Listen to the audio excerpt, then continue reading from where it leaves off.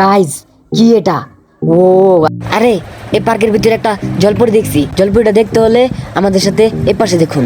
এই পার্কের ভিতরে আরো ইন্টারেস্টিং জিনিসপত্র আছে, যেটা দেখার জন্য আমাদের সাথেই থাকুন। সবার আগে আমরা জলপরির সাথে যাই, জলপরির সাথে যাই দুইটা পিক তুলি।